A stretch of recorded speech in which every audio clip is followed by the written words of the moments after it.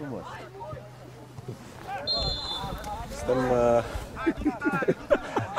Suntem în de la peluză. La peluză. Și probabil e achiziționat de la bufetul stadionului. Celebrul vin de masă, Crâșmărița. Demi dulce. Nu, că nu e autentic, nu, e de casă. E Crâșmărița de la e celebrul vin de nu, e de meu adus de acasă, că ăla nu face.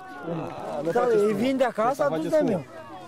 Prietene, gustă. Nu gust, că suntem la volan noi. Eu îl cunosc bine, reporter. Eu îl cunosc bine. Ai văzut, mă? Acolo cunosc. Ai văzut că te uiți la televizor? Nu, că asta e vin de acasă, nu uite, că e eticheta, dă-o dracu, să iei. Hai băieți! Hai,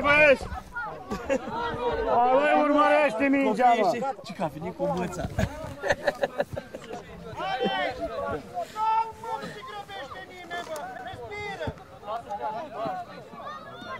Eu bani nu.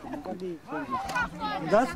Vă dau, dar n-am pix. Și n-are voie pe bani pentru că e împotriva legii, îl arestează. Ba da, să dă mereu.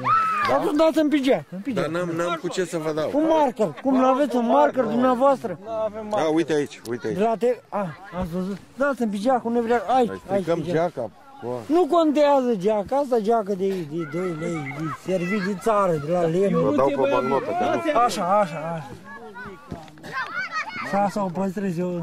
Și vă cunosc foarte bine, vă văd mereu la TVR1. Așa. Nu contează emisiunea. Fixul e al nostru. Sănătate. Numai bine. Și nu eu îl văd mereu pe domnul. Nu contează emisiunea. Asta niciodată nu o cheltui. Bagnota asta niciodată nu o să o cheltui. O pun în portofel aici. O să fie pentru... Hai,